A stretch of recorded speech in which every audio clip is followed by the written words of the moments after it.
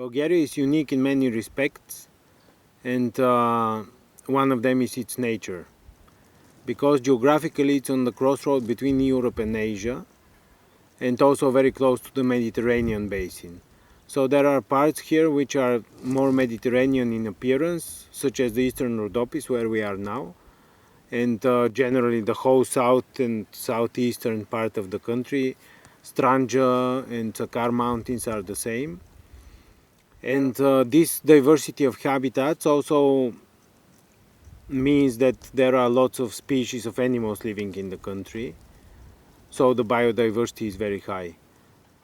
And to get the idea, this means that in our small country there live about 70% of the bird species that are found in Europe. The nature is really different, of course, because we don't have mountains, so it's beautiful. And especially the animals, we don't have big predators, so it's really different, and that's why it's so interesting for us.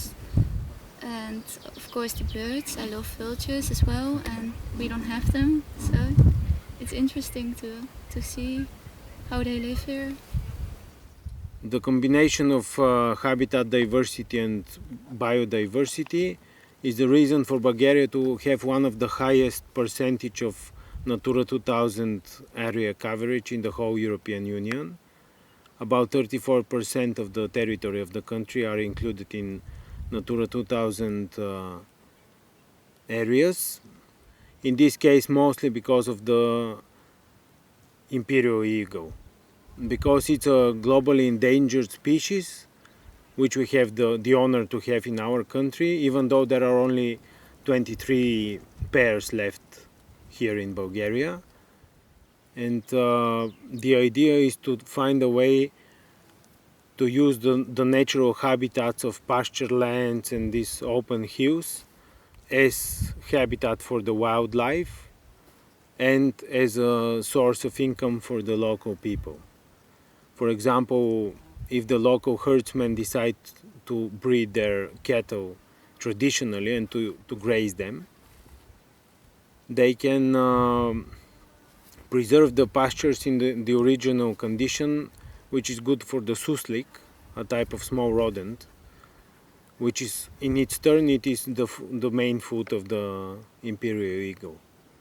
And therefore organizations like the BSPB aim at finding ways to stimulate traditional animal breeding and traditional agriculture as well, and then also take steps in the direction of popularizing wildlife tourism, so that if this region has the imperial eagle, for example, or another region has another important species, people can be attracted and they can go there to visit, and then they can eat the local food, sleep over in local houses. So this is sort of ecological tourism, and it raises the public awareness about the species, but also it brings an income from the local people, which is important because nature and people have to go together, in my opinion.